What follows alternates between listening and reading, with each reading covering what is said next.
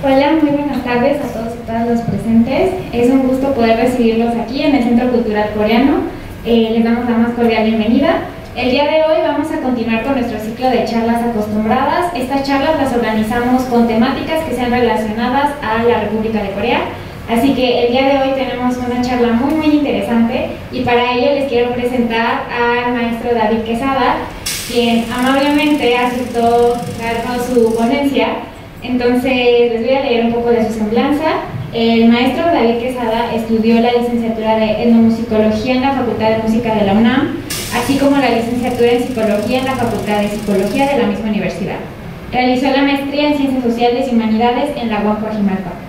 Él ha presentado su trabajo en forma de conferencias, pósters y videos en diferentes eventos nacionales e internacionales en el campo de las ciencias sociales y humanidades. Y además ganó el primer lugar en el concurso Research Elevator Pitch convocado por la Red World Cities World Class University, WC2. Entonces, démosle la más grande bienvenida con un fuerte aplauso al maestro David Quesada, quien nos va a presentar hoy su ponencia K-Pop Dance Covers en la zona centro de la CDMX, la construcción de las masculinidades translocales. Muchas gracias.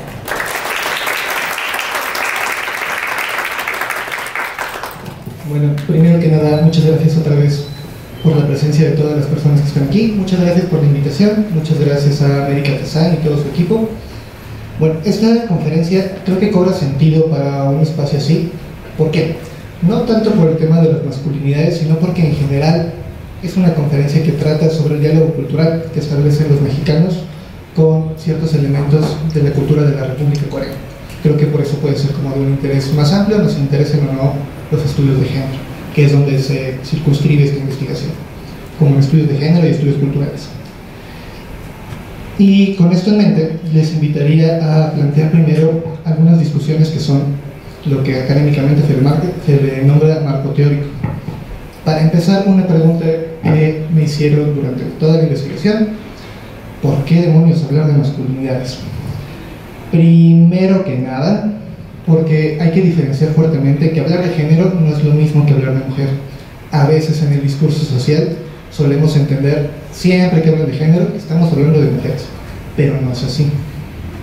¿Cómo podemos tener esto más claro? Para diferenciar, para iniciar, sexo y género. Sexo es toda la construcción biológica, que por cierto hay también una diversidad enorme, pero no me voy a clavar ahí. Y género es más bien la construcción social que se hace a partir de esa diversidad biológica.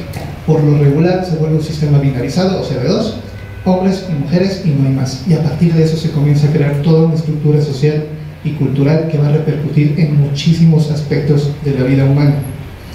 Creo que por eso se vuelve tan importante hablar de esto. ¿Y por qué todavía más de masculinidades? Los estudios de género han hablado muchísimo sobre mujeres y muchísimo sobre diversidades periféricas.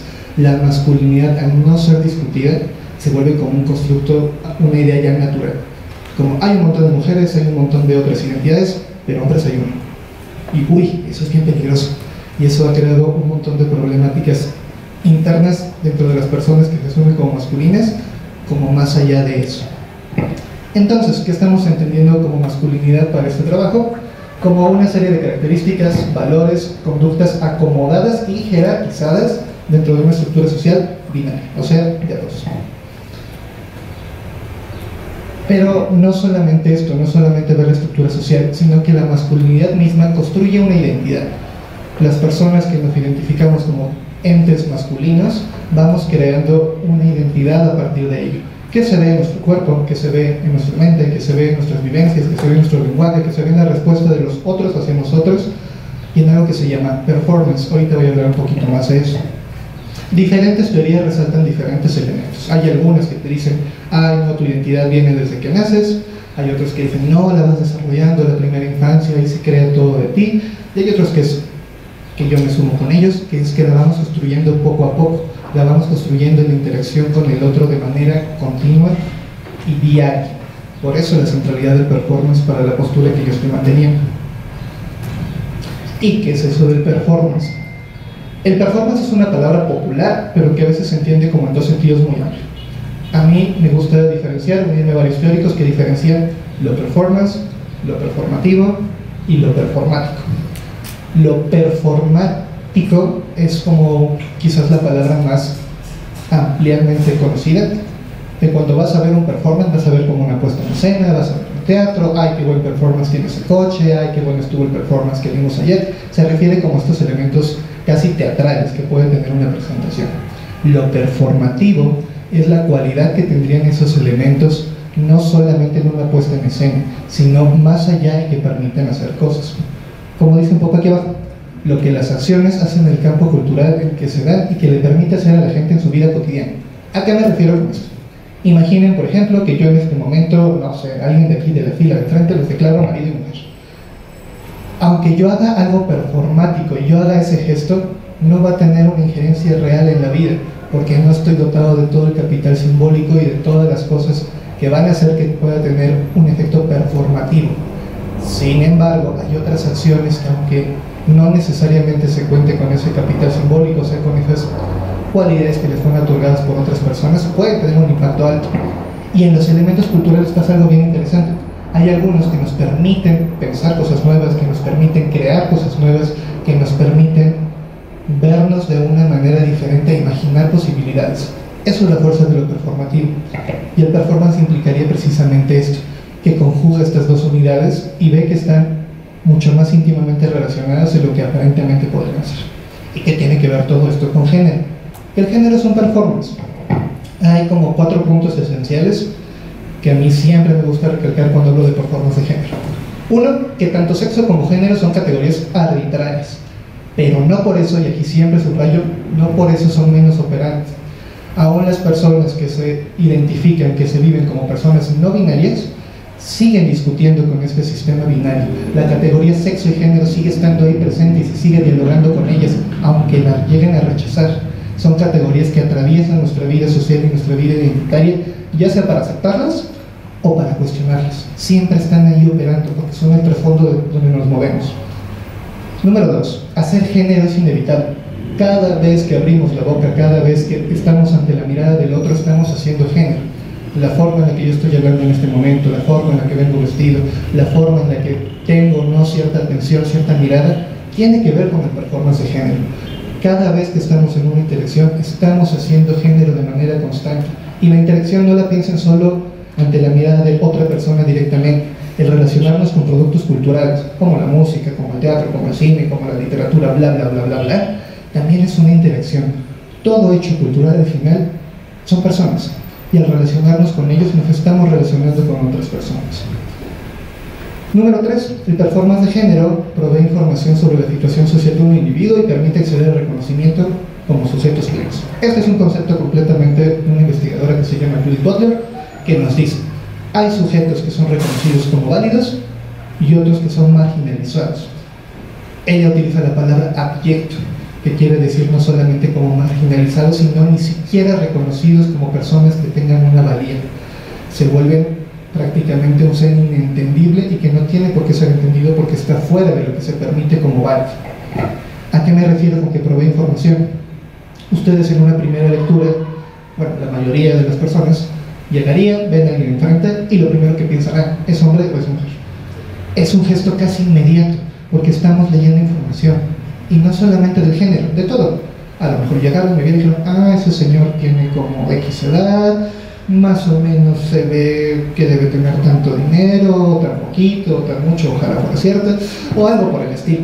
Pero vamos obteniendo información de manera cotidiana. Hay autores que hablan, por ejemplo, de que tenemos casi como una bandita como los camiones, que va diciendo, hombre, blanco, cis, heterosexual, bla, bla, bla, bla, bla, bla, y vamos dando información de las otras personas. Y con el género pasa inmediatamente, y cuando nos cuesta trabajo identificarlo, hasta nos esforzamos. No sé si hayan llegado a ver a una persona que dice, ¿es hombre? ¿Es mujer? ¿Por qué me importa? Pero quiero saberlo. Y es una pregunta que tenemos constantemente, porque buscamos esa información para poder leer a las otras personas. Número 4. El yo como self y todas sus esferas y herramientas para construirlo se encuentran fuera del sujeto del discurso social. Este suena bien rebuscado, pero lo cambio de palabras. El self es como una idea de que hay como un yo verdadero que existe en algún lugar, en la mente, en el corazón, en los sentimientos, en mi cultura, en mi comunidad, donde quieran poner, pero es como un yo verdadero, un yo esencial. Es una idea súper discutida, pero yo me inclino a creer que este yo verdadero no está en algún lugar, sino que se va construyendo, como dije desde el inicio, en la forma en que nos relacionamos con otras personas y con el discurso social. Toda esa gran teoría social, desafortunadamente y afortunadamente, no es mía, es algo que se llama constructivismo social y es una de las corrientes donde yo me adhiero. Y otro concepto importante que tendría que ver con esta presentación es lo de translocalidad. Incluso en, ¿qué fue? Instagram, vi un comentarito que decía, ¿qué es eso de translocal? Y me parece muy importante explicarlo, sobre todo en este mes de la diversidad. Lo trans en este momento no se refiere a personas trans, se refiere a algo que está más allá. Lo translocal implicaría algo más allá de lo local. ¿Qué sentido tiene eso? ¿Cómo va a haber algo que es más allá de lo local si todos estamos inmiscuidos en alguna localidad? Lo translocal es un concepto que viene de la antropología, que implica y reconoce que en nuestra globalidad actual el mundo estaría revuelto. Y al mismo tiempo que está revuelto, cada vez es más común. Hay un historiador, no recuerdo ahorita su nombre, que nos dice que la globalización ha tendido a remarcar pequeñas diferencias y homogeneizar el gran discurso. Algo así es lo que podemos ver al hablar de la translocalidad. Hay elementos locales que se van insertando dentro de nuestros discursos, pero a la vez retoman todo un discurso que hay global. Y al moverse un discurso local y llegar a otro lado, habla tanto de la localidad de origen como la localidad de llegada. Y a eso todavía se le suma un discurso globalizado. Hay al menos 3 voces que están operando de manera continua. Y pensémoslo en cosas más cotidianas. El sushi. El sushi es una comida japonesa que si lo ven los japoneses aquí en México dicen, ¿qué es eso? ¿Por qué le ponen arrachera? ¿Por qué le ponen frijoles? ¿Por qué le ponen mango? ¿Por qué le ponen salsa? Y es precisamente eso la translocalidad. Estamos viendo elementos locales que están mezclándose con un discurso local de allá, pero que a la vez ni siquiera es ese discurso, es el discurso global de una comida asiática. Y eso pasa bien interesante en un montón de esferas. ¿Y eso qué tiene que ver con tu plática del día de hoy? Que con eso vamos a ir viendo cómo el género se va construyendo en esta mezcla de discursos. Entonces tenemos que escuchar primero un poco sobre el discurso de lo que plantea la masculinidad coreana, lo que plantea la masculinidad específicamente en la Hallyu, en el K-pop, y lo que plantea una masculinidad más global con la que estamos más acostumbrados a convivir. Y resalto mucho lo de global, porque hoy en día la globalidad viene de un montón de lados. Ya no estamos tanto en una globalidad que sea desde una sola fuente, estamos en una globalidad que es plurifocal, y eso lo podemos ver con el influjo de productos culturales como la Hallyu, como de Corea, como del anime de Japón, como de la comida china de China que no viene de China, pero un montón de cosas por el estilo. Comencemos entonces. Voy a ser muy breve porque sé que aquí tenemos a muchas personas que seguro son más expertos que yo en este tema, que tiene que ver con el nacimiento, desarrollo de la Hallyu. ¿Qué elementos me parecen indispensables para comenzar a comprenderlo? Uno, que viene de Corea del Sur, elemento central. ¿Por qué? Porque su historia y su desarrollo van a ir marcando lo que se ha entendido como Hallyu y lo que se ha entendido como masculinidad. ¿Qué elementos me parecen centrales entender de Corea del Sur para poder entender esto? Uno, que fue una nación que fue colonizada, primero por China, luego por Japón y luego, aunque digan que no, por Estados Unidos. Tenemos 3 diferentes voces que han ido marcando su desarrollo. La cultura china, la cultura japonesa y la cultura estadounidense dejaron una fuerte impronta dentro de la cultura coreana que se puede apreciar hasta hoy en día, de maneras muy peculiares, como vamos a ver a continuación. Otra es la división de Corea del Norte y de Corea del Sur, 2 proyectos nacionales un poco diversos que por presiones extranjeras han mantenido esta división. Número 3, esta fuerte cercanía todavía constante con Estados Unidos. Número 4, el crecimiento económico brutal que tuvieron a partir de los años 80. Y número 5, el querido llamado nacimiento del K-pop, que se da más o menos entre el 92 y el 95.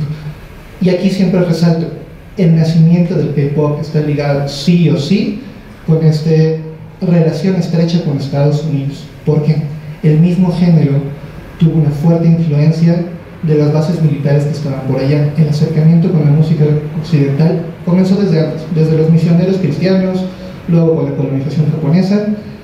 Hubo un acercamiento con la música occidental, pero con esta llegada como continua a Estados Unidos ese acercamiento fue cada vez más estrecho. Los músicos buscaban la oportunidad dentro de estos campamentos para crear música, y obviamente los estadounidenses, como siempre, no quieren otra cultura, quieren la suya. Entonces los músicos coreanos tuvieron que aprender la música local de los Estados Unidos e irle dando poco a poco un giro y características propias del lenguaje, propias de la cultura, pero también del contexto circundante. ¿Y cómo se ve eso musicalmente? Estás hablando de música, ¿por qué estamos sordos? Pongamos por ejemplo este ejemplo, que fue el himno nacional de Corea durante la ocupación japonesa.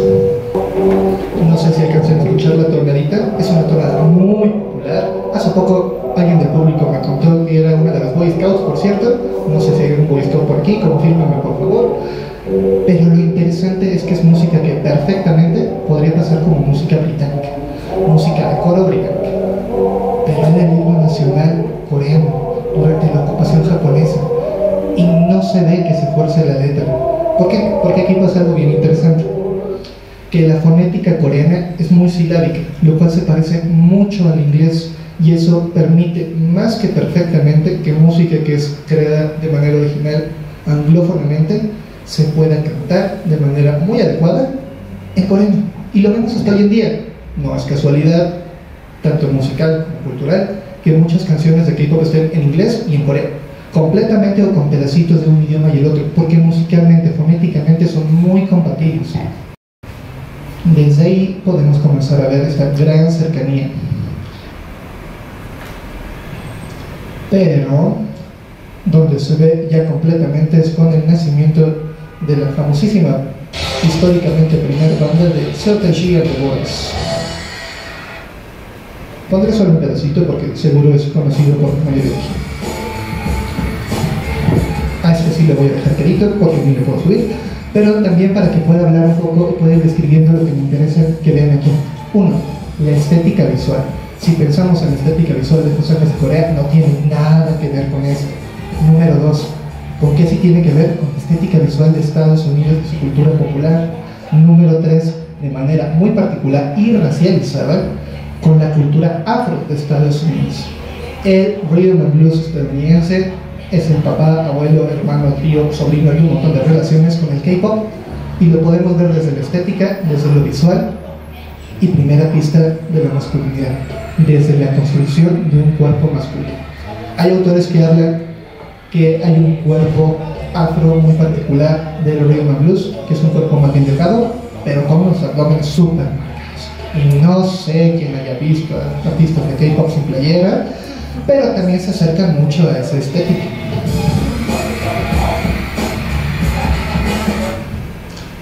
Pero el K-pop no se quedó ahí y ha cambiado muchísimo desde su origen.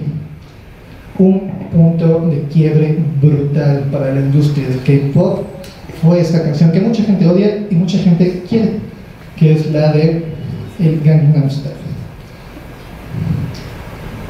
Yo en lo particular no la amo mucho, pero se me hace muy interesante porque aparte presenta a muchas personas de la industria cultural coreana. Hay varias caritas que son reconocidas por ellos y por los conocedores, la verdad no por mí, pero sé que ahí están las caritas. Y es muy peculiar porque aparte es un artista que más bien se mueve hacia la comedia, de hecho es un comediante, entonces es muy interesante que ese haya sido el gran hito. No sé si coinciden conmigo, a mí se me hace como el Snoop Dogg coreano. Colabora con todo el mundo, sale en todos lados, es medio chistoso, me cae bien, pero no soy fan. ¿Qué me importa de esta parte de la Hallyu, de cómo se ha expandido? Uno, hacer un punto, un remarque en la conectividad que permitió el Internet. Gangnam Style y todo el fenómeno, todo el boom que hubo, no hubiera sido posible sin Internet, y hasta se conecta de manera anecdótica. Seguramente muchos saben aquí cómo reventó los contadores de YouTube y tuvieron que cambiar un poco el algoritmo para que pudieran tener más números. Tecnología, K-pop y difusión han estado íntimamente grabados, involucrados desde entonces. Otros investigadores de muy diferentes lugares hablan que es una especie de soft power. ¿Qué es esto? Que en nuestra globalización actual ya no es solamente un poder de dominio, de llego, de dominio, te conquisto, sino que hay una forma de influir en las políticas, en las dinámicas, que tiene que ver desde lo suavecito, desde lo cultural, desde el tengo presencia, soy reconocido, estoy operante, estoy ahí cerquita y puedo influir en las decisiones y relaciones que vamos a tener. Otros hablan de que hay un proceso de proximidad cultural. ¿Qué tan cercanos son a esta cultura originaria o qué tan lejanos somos va a influir en la forma en que se comienza a consumir esto? Y eso se ve muy claramente en la historia de Hallyu. De hecho, el término Hallyu viene de origen chino, porque fue el primer gran mercado para toda esta cultura popular coreana. Ellos le pusieron el nombre incluso. El mercado del sureste asiático, del sureste asiático fue el primer gran mercado para la Hallyu y poco a poco fue creciendo. Primero a regiones más proximales, luego, como siempre, los grandes colonizadores de Europa y Estados Unidos, y luego hacia el resto del mundo. Otros hablan que también hay un proceso de hibridación y de odorless culture, o sea, de cultura sin aroma, por decirlo de alguna manera. ¿A qué se refiere? La hibridación literal es mezclar. Hay aquí muchos investigadores latinoamericanos que hablan de eso, de la hibridación. Canclini, por ejemplo. El odorless culture implica que para poder expandirte más allá de tus fronteras en términos culturales, te enmascaras, le pones desodorante, o no sé cómo quieran pensarlo, a este olor cultural que tiene cada producto. Si lo pensamos, por ejemplo, en la cultura japonesa es más sencillo de ver. No sé quién haya visto los Power Rangers en alguna de sus 1000 versiones. Es un producto original de Japón, pero los nombres, las características, lo que consumen, todo se le quitó este filtro japonés y se ve como si fuera un producto estadounidense, que es el más masificado. Esto es el quitarle el aroma cultural a un producto. La hibridación implicaría literal mezclarlo, que es más visible en el K-pop. Vemos caras, cuerpos muy asiáticos comiendo donas y Coca-Cola. Sería un ejemplo muy burdo, pero que explica un poco de esto. Y ahora sí, vamos a ver a nuestros queridos BTS. Lo siento, solo voy a hacer un pedacito. Con este gran sello que fue histórico, bueno, que es histórico.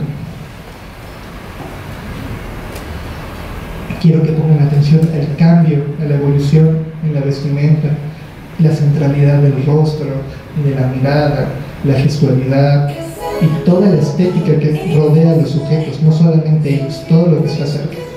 Aquí podemos ver odorless, porque hay muchos elementos que son más de la cultura estadounidense que de la cultura coreana, todo como dicen por aquí. Y vamos a ver cómo llegó todo eso a México.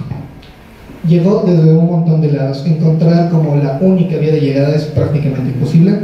Tenemos nuestros primeros contactos con los productos de la Hallyu desde diferentes frentes. Uno, la televisión pública. Ahí hay todo un chisme de que el gobernador del Estado de México se fue de luna de miel y de paso trajo series o novelas, y que no, que trajo películas, y que no es cierto, que fue de Cineteca con el sitio cultural coreano. No sé, ahí hay muchas historias. Pero de que llegó por las telenovelas, por los K-dramas, y que llegó por las películas, sí, eso sí está fehacientemente documentado. ¿Cuál fue el primero? Ahí sí no tengo idea. Número 2, importantísimo y que a veces no tan remarcado, las maquinitas de baile. En estas maquinitas de baile había algunas canciones de los primeros ejemplos de K-pop que estaban presentes, y seguramente quienes bailaban no lo identificaban como K-pop. Platicando con bailarines he visto mucho eso, que dicen, yo aprendí a bailar en maquinitas y 10 años después empecé a bailar K-pop. Y es de, jaja, no es cierto. Pero bueno, es muy interesante remarcar esto. Y número 3, quizás no de tanto orgullo, pero que sí muestra el fuerte interés, es el profundo peso que tiene la comercialización no legal de este tipo de contenidos. Acá piratería. Las páginas de internet de nuevo fueron las que propiciaron y permitieron todo este involucramiento con este tipo de productos. Y los fans quizás más veteranos me darán la razón, antes tenías que esperar semanas, meses, años para encontrar una serie o una película traducida. Tardaba. Benditas generaciones modernas las tienen casi al día siguiente de que salió. Pero es algo que ha ido cambiando, que ha ido de la mano con estos productos culturales. Y dentro de todo esto, ahí venía inmiscuido lentamente el K-pop. ¿Cómo se ve eso hoy en día? Aquí no me voy a detener prácticamente nada, porque sé que muchos aquí lo están viviendo, pero de manera como teórica podríamos decir que el K-pop es una comunidad bien compleja. Los fanáticos de K-pop, por un lado, a veces se mezclan con lo que se ha entendido en términos más amplios, con cierta comunidad otaku, donde puede haber un montón de diversas identidades, de diversas prácticas, con las que a veces puede tener pequeños cruces, pero desde hace años ha tenido todo un mercado y toda una población distanciada completamente de estos elementos. Cada vez es más común tener fans que digan, yo amo K-pop, pero no me interesa nada más, no me interesa ni el anime, no me interesa China, no me interesa Japón, a mí me gusta el K-pop y se acabó, porque comienzan a diferenciarse. Este proceso de diferenciación habla de la madurez de esta difusión cultural y de se me fue la palabra, cómo se arraiga dentro de un contexto local. Por lo tanto, todavía sigue compartiendo ciertos espacios con comunidades más otakus, como la Friki Plaza, como las diferentes zonas donde se juntan a bailar, donde también conviven gente que hace J-pop dance cover o que simplemente hace dance cover de diferentes géneros musicales.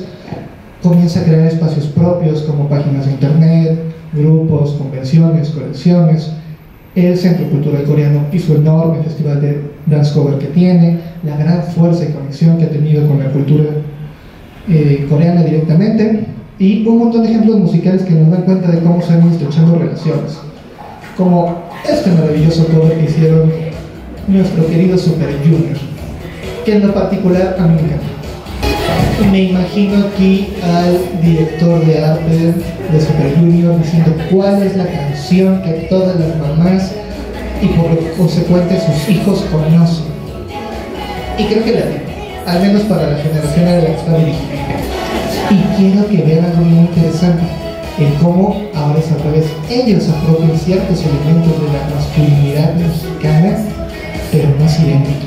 Desde la presencia misma del cuerpo y el rostro, se ve diferente, se ve una reinterpretación. Y esta canción que habla del deseo femenino me da pie para mencionar otro elemento importante de la construcción de género. No es solamente cómo yo me percibo hombre, cómo yo me presento hombre, cómo yo me veo hombre, sino como las otras personas me encuentran como un hombre atractivo o no. Lo que encontramos atractivo o no nos habla de qué consideramos masculino, femenino, bla bla. Lo que consideramos atractivo va creando una jerarquización de los elementos que asociamos con lo que identificamos como nuestro género de atracción. En otras palabras breves, lo que nos gusta le va dando valor y eso va haciendo que sea más importante o menos importante algo para considerar a alguien hombre o para considerar a alguien mujer o del género que nos interesa. Otros ejemplos podemos ver en las colaboraciones también de Super Junior con Rake, y es que es muy constante, quiero que los vean juntos. El cambio de caras, el cambio de cuerpos, el cambio de gestualidad, pero visualmente, estéticamente, físicamente vemos una gran diferencia. Y según yo hay un punto donde vayan todos juntos, pero visualmente pudieron ver el punto. Otro que me encanta es a mi querido J-Hope con Becky G en esta colaboración de Chico Little. ¿Por qué esta mujer, que no es necesariamente mexicana, porque es chicana? Y como hablamos de translocalidad, lo local se desplaza, lo local trasciende fronteras y ella se identifica como latina. Aquí quiero que presten atención a cómo se relaciona Becky G con J-Hope, cómo son los acercamientos, si son iguales o no a los que tendrían otras parejas en los videos musicales. Ahí aparece, le voy a dejar tantito para que podamos ver. Quiero que vean la distancia corporal, la forma en que se comunican las miradas, la forma en que se relacionan. Es breve, aparte de todo. No sé quién haya visto otros videos de Becky G con sus otros invitados. Por lo regular se ve bastante más cerca, con otras interacciones, con otras miradas. Y aquí tenemos un elemento bien interesante, que es cómo se percibe la masculinidad asiática en otros contextos. Históricamente se ha hablado que la masculinidad asiática se consideró como una masculinidad, perdón la palabra, castrada, que no se le consideraba lo suficientemente masculina, que se le veía como un ser que no estaba sexualizado, sobre todo los hombres. La mujer asiática era hipersexualizada, era una mujer sumisa, disponible, que siempre estaba ahí para satisfacer, pero el hombre asiático no, él no tenía un potencial sexual reconocido. Incluso cuando se le llegaba a ver antes en películas, series, cosas por el estilo, a veces era un hombre solitario y gruñón, que hacía artes marciales, que era muy sabio, tenía ninguna característica, pero casi nunca estaba sexualizada su presencia. Y podemos ver que todavía es algo que está operando, no suena tan lejano. Y vamos a ver por último cómo se vive en el dance cover. Aquí le voy a dar saltos enormes. Quiero que intenten cachar nada más así visualmente rápido cuántos hombres, cuántas mujeres hay y qué canciones bailan.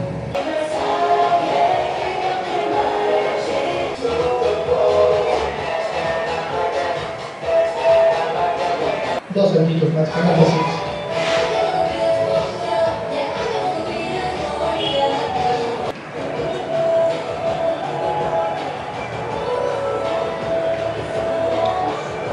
Listo, con esto es suficiente.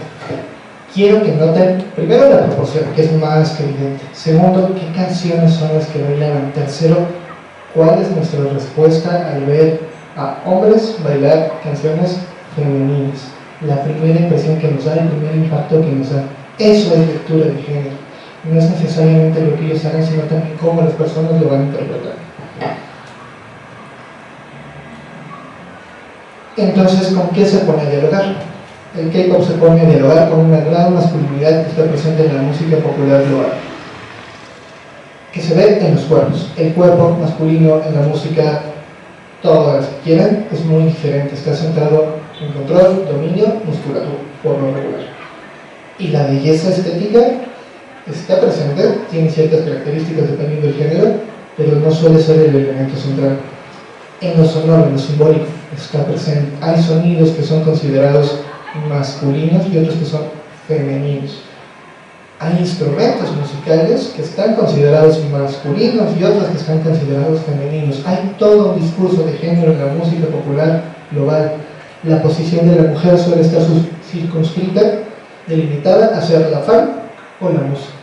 Cuando llega a ver artistas, suele ser cuestionada sobre su calidad musical, a menos que se convierta en una figura icónica, que es la diva, que es una mezcla entre creadora, pero también musa y objeto de deseo. Número 5. La feminización de la infancia. Todo lo que es considerado infantil se le considera femenino, o al menos no masculino. De ahí la posibilidad de que tengamos elementos visuales estéticos parecidos en las boy bands. Y recalco mucho esta palabra, son boy bands. Son niños, no son hombres, no son adultos. Se les permite este periodo de lapso de menos masculinidad, porque todavía no son hombres de verdad. Es una etapa transitoria. Pueden divertirse un ratito, pero híjole, ya después, ya no. Y voy a ser muy breve para poder llegar a lo que me interesa. La masculinidad que podemos ver en la Hallyu y en general dentro de las culturas del este de Asia está muy marcado por una idea confuciana, que es el Buen Yebu. Es una diada, son dos ideas, son dos conceptos que nos hablan históricamente de cómo se ha considerado el ser hombre en el este de Asia. Lo bueno es esta idea como del aristócrata, culto, elegante, refinado, moderado, y el Wu es como un guerrero que también es moderado, pero es fuerte y tiene el poder para controlar. Aunque no necesariamente lo haga desde la violencia, este control está manifiesto incluso desde su propio cuerpo. ¿Cómo se ve eso hoy en día? Antes era la aristocracia y el guerrero, durante la época de los palacios, durante la dinastía Joseon, todo esto, que seguramente conocen porque hay dramas. En la actualidad lo vemos en elementos tan simples y claros como el Wen, el artista delicado, suave, coqueto, que se preocupa mucho por su apariencia, que es sonriente, que nos muestra una suavidad. Y el Wu es este hombre como más recto, más formal, un guerrero del mundo de los negocios, que anda ahí con un montón de billetes, lucha por el honor de la familia, tiene que sacrificar situaciones como el amor, como la pasión, porque el honor está primero. Que sigue siendo la figura del guerrero que se haya transformado. Y esto se me hace bien importante, porque no es que las masculinidades asiáticas estén feminizadas, sino que hay otra concepción de masculinidad que está operando y fuertemente. Cuestionar esas ideas de masculinidad allá es como cuestionar nuestras ideas actuales de masculinidad aquí.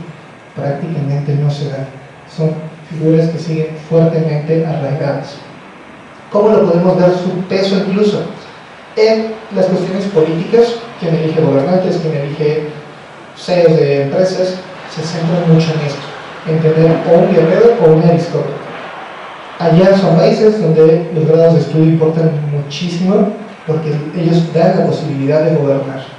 A veces en escuelas cuestionables, a veces en escuelas muy serias, pero el hecho de tener esta acreditación les da derecho a gobernar, no solamente la fuerza bruta, por decirlo de alguna manera. Este otro lado, el Wu, el guerrero, también lo podemos ver en las artes marciales, en los pasos acrobáticos de los artistas de K-pop, ese control corporal que logran tener está ahí presente. En el K-pop podemos ver ambas identidades masculinas operando a la vez, dinámicamente y fuertemente en cada instante. Incluso, no me dejarán mentir, dentro de las diferentes bandas hay como diferentes papeles que toman los personajes, pues al final son personajes, los personajes, los artistas. Estos elementos pueden ir como en un continuo de qué tan web o qué tan wu se van comportando. A veces es una transición suave, a veces es muy marcada. Nuestro queridísimo Shuda, por ejemplo, es todo el estereotipo de la masculinidad web, suave, delicado, bonito, flexible. Y tenemos a otros, sobre todo los que tienden a ser los raperos principales de la banda, que van más hacia lo wu, que suelen ser los hombres más rudos, los más fuertes, los que echan pasos de baile más complejos, dinámicas más acrobáticas de baile. Ahí los podemos ver, pero también en estos productos que tenemos aquí. Y esto, ¿cómo se pone a dialogar en nuestro contexto mexicano? Vemos tensiones entre la masculinidad global que está operando, la masculinidad local que le toca vivir a cada uno de ellos en contextos más pequeños, familiares, regionales, en la zona en la que viven, pero también esta nueva forma de ver la masculinidad. Y aquí hago un punto importante de subrayar. Esta lectura de la masculinidad asiática no siempre se da como tal. Muchas veces lo que se vive es una interpretación de que es algo femenino que se está apropiando. No por eso es de extrañar que mucha comunidad del mundo LGBT esté acercándose al K-pop porque encuentran un lugar seguro, encuentran un lugar donde lo femenino puede ser apropiado por un cuerpo masculino y sigue siendo valorado, sigue siendo querido, sigue siendo comprendido. Pero eso es una tensión. La comunidad que crea todos estos productos culturales de la Hallyu probablemente no esté tan de acuerdo con esta apropiación, pero es algo que se da a través del globo. Hay diálogos, porque se vuelven a dialogar todas estas ideas en cada una de las personas que cultivan el dancehall. A veces con mayor, a veces con menor reflexión, a veces con mayor o menor postura crítica, pero están ahí presentes. Hay silencios, porque muchas veces se ven, se cree que los hombres que se acercan a este tipo de prácticas dancísticas son los suaves, delicados, bonitos, hermosos, pero la verdad es que no del todo, porque siguen habitando dentro de una cultura local y este diálogo translocal sigue siendo a veces cortado por él. Con todos los hombres con los que he podido platicar, con todos los practicantes de K-pop, dance cover y también de J-pop, la verdad, hay muchas historias personales que se ponen de acuerdo.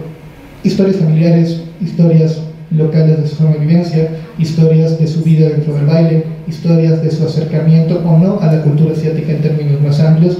Esto les da una diferente lectura. Esta lectura que yo propongo es desde un enfoque más académico, es una, pero cada persona que está ahí metido en ese mundo está haciendo una interpretación propia desde donde fue creado socialmente, desde donde se está construyendo así.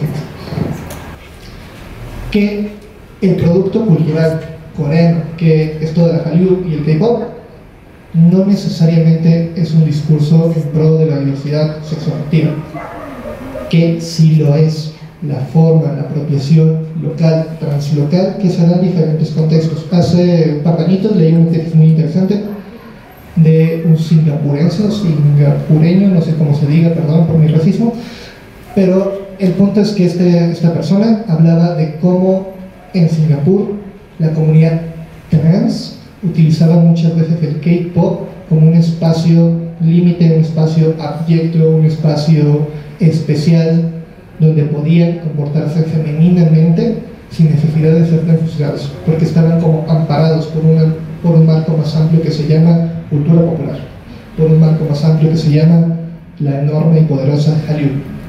Creo que el espacio que puede tener la comunidad LGBT dentro del K-pop y la Hallyu es más por cómo ha ido apropiándose en diferentes lugares, no tanto por el discurso mismo de este elemento cultural. Porque recordemos de nuevo, la translocalidad es eso. Hay una localidad que dialoga con otra, que hay un discurso aquí que no siempre se ha entendido igual acá, pero que aparte, en todo este camino llamado globalización, también hay discursos operando. Es una red complejita, pero que nos habla, por un lado, de qué es lo global, de qué es lo local en nuestro contexto y de qué es lo local que está operando allá. Me encantó leer hace poco, no tanto, un artículo sobre precisamente como investigadores coreanos, que no hay, por ejemplo, fuerte academia de estudios de género allá, y allá se entiende más como de mujer el género, comienzan a crear ciertos cuestionamientos, ciertas premisas, ciertas preguntas a partir de lo que ven que están pensando personas sobre ellos, pero en otro lado del mundo. Y ese es un diálogo bien interesante y bien enriquecedor. y creo que ahí es donde tenemos un gran punto a favor. Y conecto eso con lo de las personas adultas. Hay un fuerte cambio generacional y hay un fuerte diálogo generacional, y lo veo mucho también en los bailarines. Ni siquiera es un salto tan grande de adolescentes e infancias adultos. Dentro de las mismas juventudes, adultos jóvenes, jóvenes de verdad jóvenes y adolescentes, vemos diferentes líneas discursivas. Les comparto brevemente el caso de un chico con el que platicaba, que él era muy estereotípicamente masculino, y uno le decía, pues yo veo que hay gente diferente, y pues no es como que sean mis amigos, pero no me meto con ellos. Y gente más joven que dice lo contrario, me encanta que tengo amigos que tienen otras formas de ser en el mundo, y me encanta que estén aquí y que convivamos juntos. Hay un cuestionamiento, pero también hay una aceptación enorme.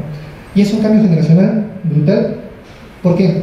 No es tanto, lo siento por romper corazones, pero no es tanto que los jóvenes sean mejores que los adultos, sino que están en medio de un discurso social muy diferente.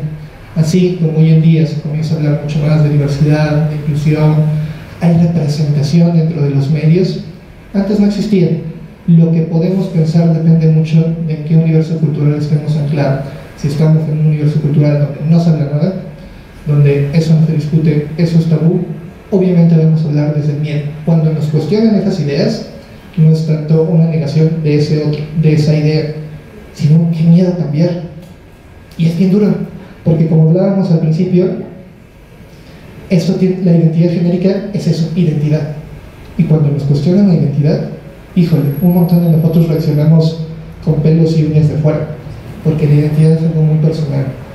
Cuestiones de género que a veces vemos, no es por justificar la discriminación para nada, pero podemos entenderlo y podemos empatizar. ¿Desde dónde nos acercamos a hablar del otro? ¿Desde el regaño? ¿Desde el cuestionamiento de la identidad?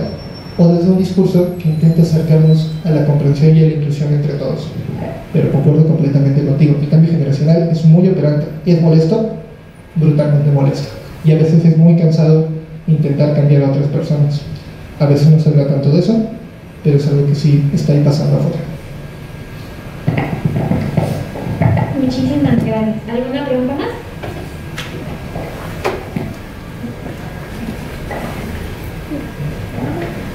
Sí, mi nombre es Samantha y puede que sea un poco técnica la pregunta, pero ¿qué metodología usaste para tu investigación? Y también, ¿qué fue lo que te interesó para investigar este tema? ¿Qué te apasionó?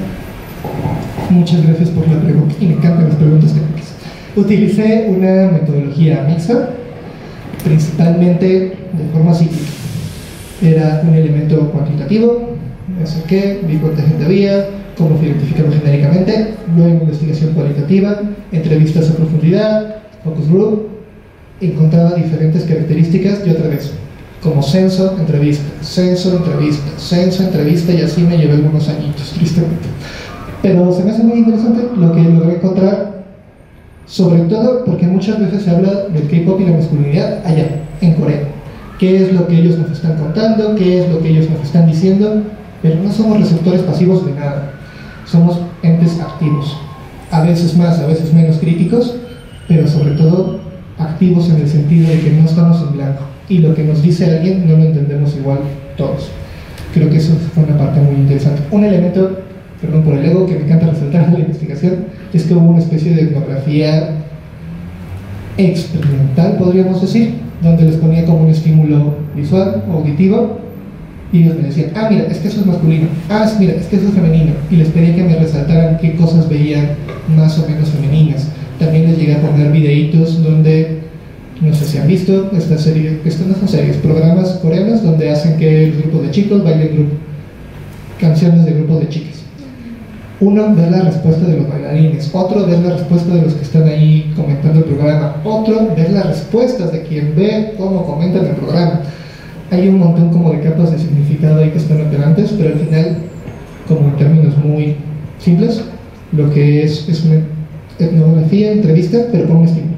Y a partir del estímulo busco la reacción, porque muchas veces en cuestiones de género no es como que todos lo tengamos tan presente y te digan, claro, mi masculinidad está construida a través de la apreciación de los factores elementales de la construcción facial masculina, y cómo los ojos se delinean más hacia los lados que hacia abajo, hacia arriba. No, obviamente no, pero lo van señalando durante los videos y creo que allí pude encontrar mucha riqueza.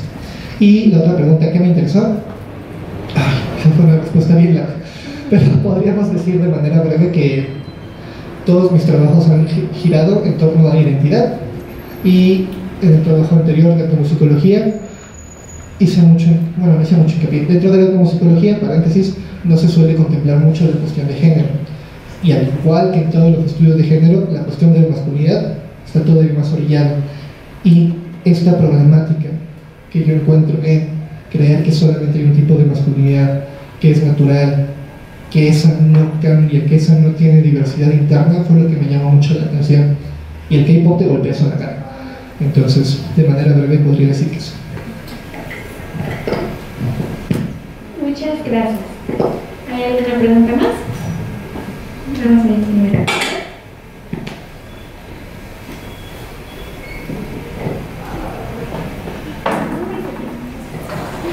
Hola, mi nombre es Diana y mi pregunta es que ¿crees que la translocalidad llega al punto de desaparecer la palabra Hallyu como tal?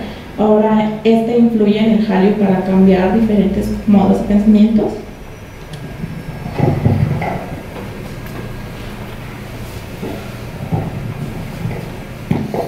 Eso está complejo. Déjame la pienso 2 segundos.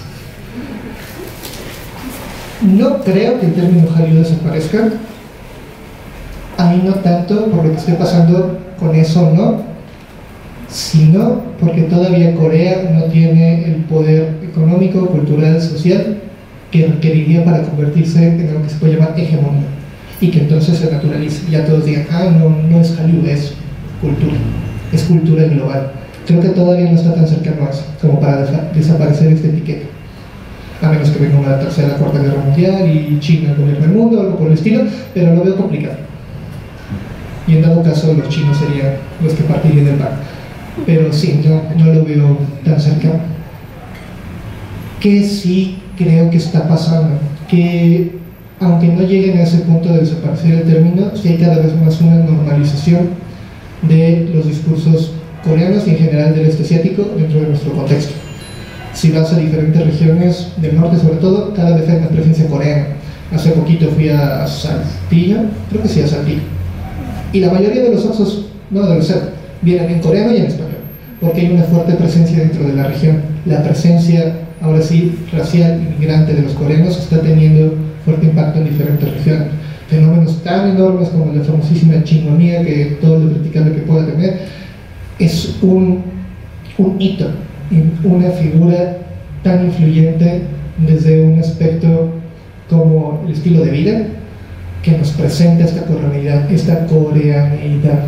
que nos va acercando al lenguaje, a la comida, al estilo de vida, y que nos va presentando incluso una narrativa amorosa de cómo México y Corea se aman en el mundo y son felices y bonitos.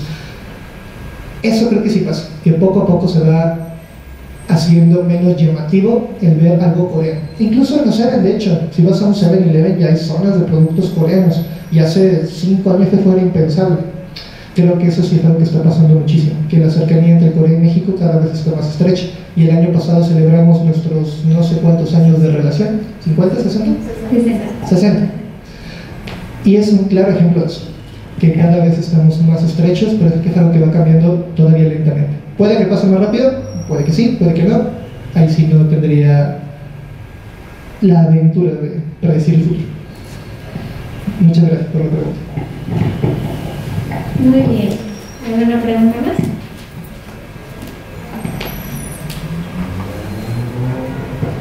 Gracias. Esta es una pregunta también un poco más como específica, pero yo me gustaría saber tu opinión acerca de si la urbanización y la composición urbana convierten estos espacios como en un tipo de espacio simbólico que determina la validez de ciertos grupos, tomando en cuenta la centralización de la cultura en la Ciudad de México en comparación con la periferia, no solo de la ciudad, sino en general del país. Sí, súper sí. Breve y conciso, sí. Hay muchísimo. Voy a ir al mapita. Me encantó esa pregunta porque cuando leo la tesis, ahí sí se encuentra como más desarrollado. Hay un clúster ahí. Un clúster es como esta unión de diferentes puntos que comparten muchísimos elementos en común. ¿Qué tenemos aquí? Uno, toda la apelación al contexto histórico. Es el centro de la nación, es el centro del centro. Número 2, la potencialidad en accesibilidad que esto tiene. En los diferentes lugares llegué a entrevistar gente que hacía 2 horas para llegar ahí, pero aún así ahí estaba fielmente cada fin de semana. Yo no podía ir al gimnasio todos los días y ellos estaban ahí todos los días ensayando. Número 3, hay ciertos elementos también de prestigio. La zona centro cerca del barrio chino, el monumento histórico, la biblioteca, son elementos que por ellos mismos ya tienen un capital simbólico bastante fuerte y que al poder apropiarse de esos espacios públicos se pone en discusión con los otros actores. Durante la pandemia se vio muchísimo, por ejemplo en los espejos, que cuando se volvieron a abrir, aunque sea brevemente, hubo como una disputa territorial prácticamente, casi el estilo de pandillas. Llevaban gente ahí a bailar, diferentes géneros musicales, los cumbiancheros, por cierto, con unas bocinas bien poderosas. Entonces, pues opacaban a las bocinitas que suelen llevar los chicos que hacen K-pop. También músicos callejeros comenzaron a entrar por ahí por la zona y también hubo una fuerte disputa. ¿Y por qué era esta disputa? Porque para los chicos eran estos espacios privados que ya comentamos, para los músicos era que por fin podían comenzar a tener gente cuando comenzaron a abrir los restaurantes y los espacios abiertos, como esta zona de aquí. Y para las otras personas que bailaban era recuperar el espacio público que no tenían necesariamente en otro lugar. Son zonas altamente disputadas, porque son espacios públicos centrales, con una patrimonialidad y con otros elementos como el capital cultural, como el ser biblioteca, como el ser monumento, como el ser un pasaje en la zona más centro de la ciudad. Claro que es un elemento que está operando. Muchas gracias. ¿Alguna pregunta más? Ya sería la final.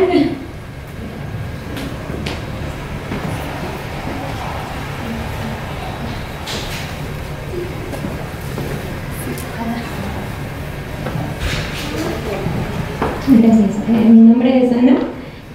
Yo quisiera preguntarte si, como dentro de tu investigación, lograste observar, digamos, cómo es la colaboración o, no sé, la participación en cuanto a estos grupos de baile, ¿no? Y que se organizan junto con las autoridades o con algunas formas institucionales en el sentido de proteger, conservar, ¿no? Estos espacios de representación a los que mucha gente pues está arraigado, y pues qué tanto estamos digamos contribuyendo para pues no sé, sostener una relación entre esta sociedad organizada o semi-organizada, ¿no? Porque pues evidentemente tienen su propia organización aunque no esté institucionalizada, pero que sí es importante, ¿no?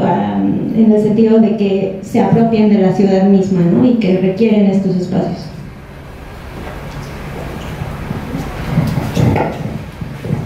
Aquí tengo una respuesta doble. Por un lado, no sé mucho del tema, en esa parte como reglamentaria, como de documentación, como de permisos de espacio público, la verdad no investigué mucho. ¿Qué sí fue lo que alcancé a ver? Que al final también suele haber un beneficio para la ciudad en triple sentido. Uno, derrama económica, el más básico, elemental. Dos, la popularización de ciertos lugares icónicos dentro de la ciudad. Monumento de la Revolución, Ángel de la Independencia, Biblioteca Vasconcelos, se convirtieron en elementos que en otras regiones, cuando veían K-pop mexicano, por lo regular estaban dentro de estos lugares. Entonces, como que esos iconos, esos mojones urbanos, se convirtieron en elementos todavía más icónicos en el lugar. Que ahí tiene todo un programa el gobierno de la Ciudad de México, y de cierta manera indirecta, no racionalizada, pero sí, no racionalizada en el sentido institucional, sí racionalizada en el sentido estético y en el sentido identitario por los bailarines. Entonces, pues eso. Pero gran pregunta la parte institucional, porque sí, nunca busqué por ello. Muchas gracias. Bueno, nuevamente les agradecemos mucho a todas y todos por sus preguntas. Le agradecemos nuevamente al maestro por sus grandes respuestas, y pues ahora para finalizar le queremos otorgar el reconocimiento por parte del director del Centro Cultural Coreano en México, el señor Woo Pyo-jun, quien por motivos de agenda no lo puede entregar personalmente, pero bueno, que se sepa que este es un reconocimiento para usted.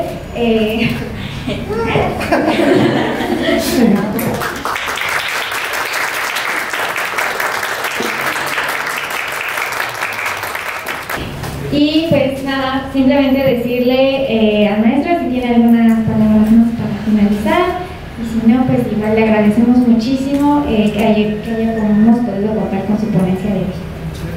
Pues muy brevemente, primero que nada agradecer otra vez la presencia, gracias por aguantar tanto tiempo extra de preguntas, gracias por tan buenas preguntas, me ayudaron a reflexionar muchas cosas. Siempre para toda investigación lo mejor es poder discutirla. No es una investigación cerrada, espero continuar haciendo cosas al respecto en otro grado académico, ya con así, escúchame. Y por otro lado, pues nada, como mensaje final me encantaría recalcar que pensar género es pensar un montón de cosas: identidad, performance, pero también ciudadanía, también uso del espacio, también la forma en que nos relacionamos de manera cotidiana con otras generaciones, como decía por ahí atrás, con otras culturas. El género es mucho más que hablar simplemente de qué es de hombres y qué es de mujeres, es hablar de qué lugar estamos ocupando dentro de esta sociedad que al final está generalizada. Muchísimas gracias.